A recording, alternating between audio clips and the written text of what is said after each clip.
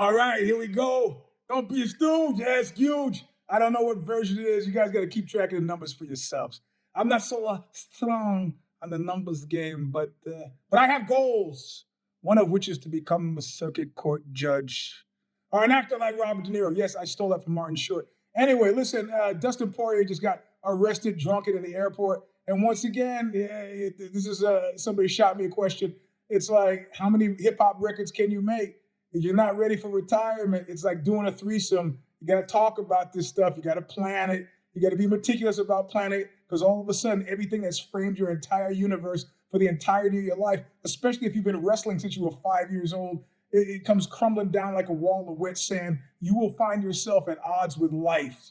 You know, you got a wife, you got kids. What are you doing out wandering around airports drunk?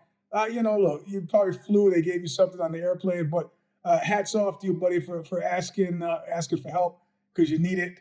And alcohol can be a bitch, but instead of acting like guys like Johnny Boney Joni are outliers, just act like these guys have a tough job for which they're underpaid. There are a lot of stressors, and when they're 44 years old and fucking retired, they don't know what to do. You always got to have plans. You know, of course, I realized as I'm making my plans here, semi-retired, that I'm like up at 2 o'clock in the morning, go, what I need is a 16-foot piece of wood, and I could take a ladder, and this is the stuff I'm thinking about at 3 in the morning. Gotta just calm down, take it easy, look at the sun, walk around, say something crazy to your kids, enjoy yourselves. You shouldn't be staggering around. Like I said, sometimes when you get high, you gotta fight that urge. I gotta go out.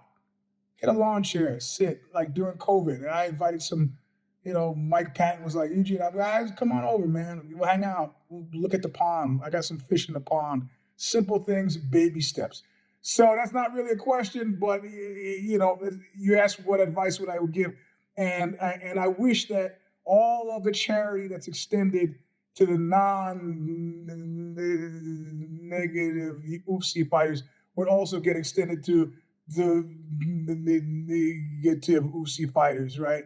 Johnny Boy Joy says crazy cops. Dustin Poirier says that maybe there's a commonality. Maybe there's no division. And yeah, fuck Johnson, whatever, Hokey. That guy's a barnacle on the nuts of much greater people. Anyway, second question. You recently posted about your experience working at the New York Jazz Museum, not the National Jazz Museum. You mentioned gathering PR material with an eye on the long view. What did you mean by that? I'm a hoarder at heart, and I knew that stuff would be worth something. I had a whole set of Rashawn Roland Kirk's photographs, and even like when I finally did break down and sell some of them, I think in the 80s, I got way more for it than I thought I should, but probably a lot less than it deserved. So I knew I've been collecting PR photos. I've got around here the Jackson 5's autograph, Curtis Mayfield. I would never give away the Curtis Mayfield one because I'm a huge Curtis Mayfield fan. And he was just, I think, a wonderful human being. I don't know anything about him other than he took the time to give me an autographed photo. So I've been saving stuff like this for years, always as a hedge against inflation. So that's what I was talking about. I got the records I still have kept.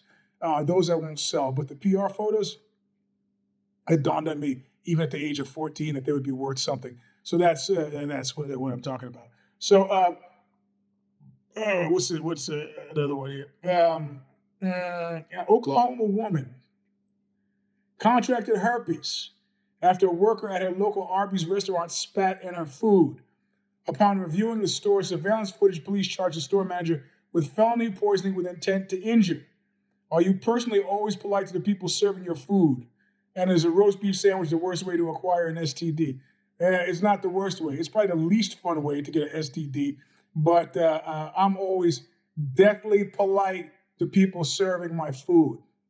In fact, I have a friend who, if the cook can see you, there's those restaurants with the cutout, he won't eat because he's always looking at the cook, and the cook is looking at you like, they won't eat. He also will not eat. He will not go to a restaurant and order food an hour from closing because he's convinced everybody hates you an hour from closing and they will fuck with your food. I had the occasion of eating with a woman who I'd never eaten before, a business meeting, and she was so crazily, aggressively rude to the person, and she was like, you're just mocking, and when her food came, she refused to eat it.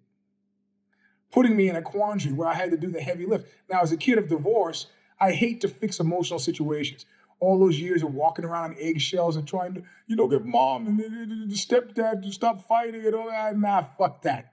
Fuck that. If there's I will not absolutely, against my best interest, will not interfere. Let the chips fall where they may. But she was so aggressively rude to this waitress, I had to separate myself out in a super significant way. Really nice to her. And then when my business partner's food came, she refused to touch it cleverly. And I was just hoping against hope that there was not a dollop of fucking spit in my food. And if you talk to people who worked in restaurants, I have worked usually as a dishwasher, lack of people skills. And I remember somebody sent up some food back. It's not well done. The cook took it, threw it on the floor, stomped on it under his foot, put it back, served it up. The person probably had a great time eating it. I've also seen them take swordfish and take pliers and pull parasites out of swordfish. You can't. There's a woman, an epidemiologist in San Francisco, when AIDS kicked off, refused to eat in restaurants for months. Probably still does. She goes, you know how many microcuts people get? Kitchens are the dirtiest places in the world. She said, I'm not sure about transmission rates. I won't do it. I'm not that paranoid about it. I'll still eat out. But let me tell you, gotta be nice. This Oklahoma woman who said she got herpes from her Arby's. Lots of ways to get herpes, lady, but okay. I don't know what led her to believe that, why they went to security footage. Hope she gets some change out of it, because no matter what kind of piece of shit you are, you probably don't deserve to have your food spat on. I actually worked with a woman at Ozzy who they said, fun facts. And she, unbidden, revealed that when she had worked in a pizza parlor, a guy that she had liked came in, and a guy, he just didn't even notice her. He was like, big man on campus. She had liked him, and he just had no idea who she was. And she got angry enough at her ignominy. Is that it? Did I pronounce that correctly? I'm kind of a rustic that way. And she served up his food, spit in his food, and served it to him. And then revealed this at a company fucking meeting.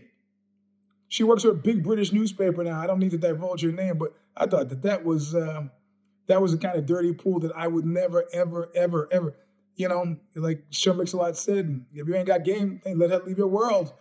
He didn't know who you were, and you spit in the dude's food. I'm hoping he did not get herpes. Anyway, that's the last edition, the latest edition of Ask Euge. Get me your questions on Tuesdays. Don't fuck around waiting until Wednesday. Don't be a stooge. Ask Euge.